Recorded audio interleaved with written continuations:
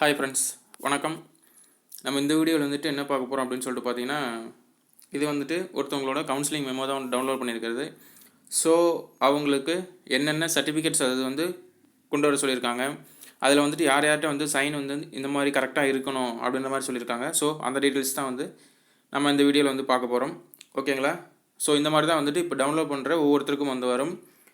இதில் வந்து இப்போ அந்த வரிசை எண், பதிவு எண், தரவரிசை இதை வந்து ஹைட் பண்ணியிருக்கேன். ஸோ இவங்களை வந்து என்றைக்கு வந்து வர சொல்லியிருக்காங்கன்னா 5/8 ஓகேங்களா. நேரம் வந்து காலையில் 8 AM வந்து வர சொல்லியிருக்காங்க. 5வது இது மேசை ஓகேங்களா. ஓகே, எந்த இடத்துக்கு நம்ம வந்து போகணும் அப்படின்னு சொல்லிட்டு பார்த்தோம்னா, தேர்வாணைய சாலை, பிராட்வே பேருந்து நிலையம் மற்றும் கோட்டை ரயில் நிலையம் அருகில் ஓகேங்களா. அதாவது நான் வந்து போகும்போது எப்படி வந்து போனேன் அப்படின்னு சொல்லிட்டு பார்த்தீங்கன்னா, ஃபஸ்ட்டு முதல் நாளே வந்துட்டு தாம்பரம் போயாச்சு. தாம்பரம்லேருந்து வந்து ட்ரெயினில் போயிடலாம். அதாவது பிராட்வே அப்படின்னு சொல்லிட்டு ஒரு ஸ்டாப் இருக்கும் ட்ரெயினில் போகும்போது. ஸோ அதில் இறங்கி நம்ம லெஃப்ட் சைடில் வந்து நடந்து போகிற மாதிரி இருக்கும். ஒரு 1 கிலோமீட்டர் 1 கிலோமீட்டர் போனோம்னா முன்னாடியே வந்து பக்கத்துலேயே தான் வந்து ஆஃபீஸ் இருக்கும் ஓகேங்களா. ஸோ அங்கே வந்து வரணும்னு சொல்லிடுறாங்க. அதாவது என்னென்னா, தகுதிகளுக்கான சான்றிதழ்கள் மற்றும் அந்த மூலச்சான்றிதழோட ஜெராக்ஸ் காப்பியும் வந்து கேட்குறாங்க ஓகேங்களா. அட்லீஸ்ட் ஒரு 2 காப்பி இல்லை 3 காப்பி வந்து ஜெராக்ஸ் எடுத்துக்கோங்க ஓகேங்களா. அதோட நீங்கள் வந்து என்னென்ன சர்டிஃபிகேட்ஸ்லாம் வந்துட்டு நீங்கள் வந்து ஃபஸ்ட் எடுத்தோன்னா அப்ளிகேஷன் போடும்போது அப்லோட் பண்ணீங்களோ அந்த மாதிரி சர்டிஃபிகேட்ஸ் எல்லாத்தையும் ஒரு 2 அல்லது 3 காப்பி வந்து ஜெராக்ஸ் எடுத்து வச்சுக்கோங்க. இன்கேஸ் இன்னொன்று வந்து என்னென்னா, ஆதார், உங்கள் ஓட்டர் ஐடி சும்மா எக்ஸ்ட்ரா ஒரு இதுக்காக, ஓட்டர் ஐடி இல்லைனாலும் ஆதார் மட்டும் எக்ஸ்ட்ரா ஒரு டீட்டெயிலுக்காக வந்துட்டு எடுத்து வச்சுக்கோங்க ஓகேங்களா. அதாவது அவ்வாறு வரும்போது அந்த மூலச்சான்றிதழ்கள் ஒன்றையோ அல்லது அதற்கு மேற்பட்ட சான்றிதழ்களையோ சமர்ப்பிக்க தவறினால் மறுவாய்ப்பு அளிக்கப்பட மாட்டாது ஓகேங்களா. ஸோ வரும்போதே வந்து எதையும் வந்து மிஸ் பண்ணிடாமல் எடுத்து வரணும்னு சொல்லியிருக்காங்க. ஸோ ஃபஸ்ட் எடுத்தோன்னே வந்து நீங்கள் வந்து ஒரு லிஸ்ட் எடுத்துகிட்டு செக் பண்ணி வச்சுக்கோங்க ஓகேங்களா. இன்னும் பின்னாடி வந்து நீங்கள் கவுன்சிலிங் போகிறவங்களா இருந்தாலும் சரி, என்னென்ன சர்டிஃபிகேட்ஸ் அது எடுத்து வைக்கணுமோ கரெக்டாக இப்போயே வந்து பார்த்து செக் பண்ணி வச்சுக்கோங்க. ஸோ பர்த்டே ஓகேங்களா, பிறந்த தேதிக்கான சான்றிதழாக வந்து எதை நம்ம காட்டலாம் அப்படின்னு சொல்கிறாங்க அப்படின்னா, ஒன்று SSLC இல்லைனா ஹையர் செகண்டரி மார்க் ஷீட்டை வந்து காட்டலாம் அப்படின்னு சொல்லிட்டு சொல்கிறாங்க ஓகேங்களா.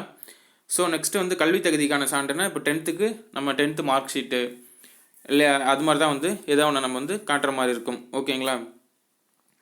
நெக்ஸ்ட்டு தமிழில் தேர்ச்சி பெற்றதற்கான சான்றிதழ், அதுவும் வந்து மார்க் ஷீட்லேயே இருக்கும். SSLC ஹையர் செகண்டரி அல்லது வந்து 2ஆம் நிலை மொழித் தேர்வில் தேர்ச்சி பெற்றமைக்கான சான்றிதழ், இது எது கொடுத்தாலும் நான் வந்து நாங்கள் PSTMக்கு அக்செப்ட் பண்ணிக்குவோம் அப்படின்னு சொல்கிறாங்க. நெக்ஸ்ட்டு வந்துட்டு கம்யூனிட்டி சர்டிஃபிகேட் ஓகேங்களா.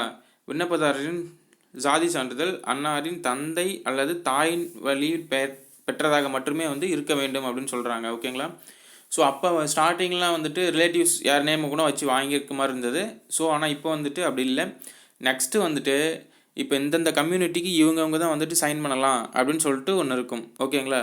ஸோ அதுதான் கீழே கொடுத்துருக்காங்க பாருங்களேன். சாராட்சியர், உதவி ஆட்சியர், வருவாய் கோட்ட அலுவலர், வட்டாட்சியர். ஸோ அந்த மாதிரி இருக்கும்போது நம்ம வந்து கொஞ்சம் மாற்றி வாங்கியிருந்தோம்னாலும் இப்போலாம் வந்துட்டு ரீசெண்ட் டைமிங்கில் அக்செப்ட் பண்ணிக்க மாட்டேன்றாங்க. ஸோ நம்ம வந்து யார்கிட்ட வாங்கணுமோ அவங்கள்ட்ட நம்ம கரெக்டாக வாங்கியிருக்கிறது முக்கியம் ஓகேங்களா. நெக்ஸ்ட்டு வந்துட்டு முன்னாள் இராணுவத்தினர், எக்ஸ் மிலிட்ரி, அவங்களுக்கு வந்துட்டு இதில் ஒரு சிலர் வந்துட்டு அவங்க வந்து வேலையில் இருக்க மாட்டாங்க. ஸோ அவங்களோட பையன் இல்லைனா பொண்ணுக்கு வந்துட்டு இதை வந்து அவங்க யூஸ் பண்ணிக்கலாம். ஸோ அப்படின்னும் போது அவங்க வந்து அரசு பணியில் இருக்கும் முன்னாள் இராணுவத்தினருக்கு உரிய இடஒதுக்கீடு கோர முடியாது ஓகேங்களா. அது பாருங்கள் மேலே கொடுத்துருக்காங்க. முன்னாள் இராணுவத்தினரின் மனைவி, மகன், மகள் அவங்க வந்து முன்னாள் இராணுவத்தினராக கருதப்பட மாட்டார் ஓகேங்களா. புரியுதா. ஸோ அந்த வேலையிலேருந்து ரிட்டையர்மெண்ட் ஆகி வந்தார்ல, அவர் மட்டும் இதில் வந்துட்டு அந்த சலுகையை வந்து கோரலாம். அதுவுமே வந்துட்டு ஒரு டைம் தான் வந்து கோர முடியும் ஓகேங்களா. ஒரு டைம் வந்துட்டு இப்போ ஆல்ரெடி வந்துட்டு இப்போ குரூப் 2க்கு போயிட்டார் ஓகேவா. குரூப் 2வில் வந்து போஸ்ட்டில் இருக்காருன்னா அவர் வந்து குரூப் 4க்கோ கேட்க முடியாது. அதே மாதிரி இப்போ ஆல்ரெடி வந்துட்டு குரூப் 4ல் வந்து அவர் ஒரே ஒரு டைம் அந்த சாய்ஸ் நம்ம வந்து எக்ஸ் மிலிட்டரியில் இருந்தோம் அப்படின்றதுக்காக ஒரே ஒரு முறை மட்டும் அவங்க வந்து இதை வந்து யூஸ் பண்ணிக்கலாம். நெக்ஸ்ட்டு மாற்றுத்திறனாளி ஓகேங்களா, அதுக்கான சான்று, அதுவும் வந்துட்டு கரெக்டாக எவ்வளோ பர்சன்டேஜ் அது போடுவாங்க இல்லைங்களா, அது வந்து கரெக்டாக போட்டு அதை வாங்கியிருக்கணும். நெக்ஸ்ட்டு வந்து ஆதரவற்ற உதவி ஓகேங்களா. ஆதரவற்ற உதவி அப்படின்னா மாத வருமானம் ரூபாய் 4000க்கும் கம்மியாக தான் இருக்கணும் அப்படின்னு சொல்லியிருக்காங்க. ஸோ அதில் வந்துட்டு யார் யார்கிட்ட சைன் வாங்கணும் அப்படின்னு சொல்லிட்டு அதை சொல்லியிருக்காங்க ஓகேங்களா. நெக்ஸ்ட்டு முக்கியம், நீங்கள் வந்துட்டு அப்ளை பண்ணும்போது குரூப் 4 எக்ஸாமுக்கு அப்ளை பண்ணும்போது எந்த வந்து ஒரு ஃபோட்டோ வந்து நீங்கள் வந்து கொடுத்துருக்கீங்களோ அந்த பாஸ்போர்ட் சைஸ் ஃபோட்டோ ஓகேங்களா, 2 ஃபோட்டோ வந்துட்டு எடுத்து வர சொல்லியிருக்காங்க. ஓகேங்களா. So next NOC certificate. NOC certificate வந்து யார் வாங்கணும் அப்படின்னா, ஆல்ரெடி வந்துட்டு குரூப் 4ல் இல்லையா வேறு ஏதாவது ஒரு கவர்மெண்ட் ஜாபில் இருக்கிறவங்க அந்த டிபார்ட்மெண்ட் எந்த ஆஃபீஸில் வந்து அவங்க ஒர்க் பண்ணுறாங்களோ அந்த அலுவலகத்தினுடைய தலைமை ஓகேங்களா, அதுவும் வந்து தற்போது பணிபுரியும் துறை தலைவரின் ஓகேங்களா, துறை தலைவரின் சொல்லி கொடுத்துருக்காங்க. ஸோ அது மாதிரி வந்துட்டு யார்கிட்ட வந்து சைன் வாங்கணுமோ அவங்கள்ட்ட வந்து சைன் வாங்கிக்கணும். ஓகேங்களா. துறை தலைவர்னால் அந்த டிபார்ட்மெண்ட்டுக்கு ஹெட்டு ஓகேங்களா, அவங்கள்ட்ட வந்து சைன் வாங்கிக்கணும், அதுவும் வந்து சீலோடு சேர்த்து. நெக்ஸ்ட்டு இப்போ பிஎஸ்டிஎம் சர்டிஃபிகேட் வந்து நம்ம கொடுக்குறோம் இல்லைங்களா, அதில் அதாவது 1 முதல் 10ஆம் வகுப்பு வரை இல்லை 12th வந்து அது வரலும் படிச்சிருந்தால் 10 தான். ஏன்னா இப்போ குரூப் 4க்கு 10 தான். ஸோ 1 முதல் 10ஆம் வகுப்பு வரை இருக்க அந்த ஒவ்வொரு இப்போ நம்ம நிறைய ஸ்கூலில் படிச்சிருக்கோம் அப்படின்னால் எத்தனை ஸ்கூலில் படித்தோமோ ஒவ்வொரு ஸ்கூல்லையும் தனித்தனியாக வந்து அந்த சர்டிஃபிகேட் வாங்கணும்னு சொல்லியிருக்காங்க. ஓகே.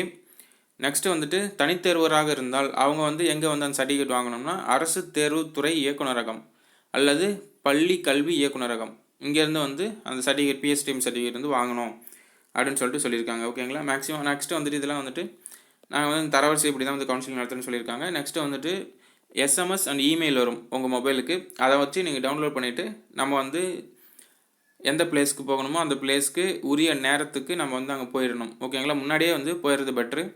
ஸோ நான் நெக்ஸ்ட் வீடியோவில் வந்துட்டு நாம் வந்து போய் கவுன்சிலிங் வந்து எப்படி அட்டன் பண்ணேன் என்னோடய எக்ஸ்பீரியன்ஸை நான் உங்க கூட ஷேர் பண்ணிக்கிறேன். ஓகேங்களா. Okay, thank you. சர்டிஃபிகேட்ஸ் அது மறக்காமல் வந்துட்டு முன்கூட்டியே வந்து எடுத்து வச்சுருங்க. அந்த ஜெராக்ஸ் காப்பி அதுவும் கரெக்டாக வந்து முன்னாடியே எடுத்து வச்சுருங்க. ஃபோட்டோ வந்து கொஞ்சம் முன்ன பின்ன இருந்தால் அக்செப்ட் பண்ணிக்குவாங்கன்னு தான் நினைக்கிறேன். ஓகே, பார்ப்போம். தேங்க்யூ.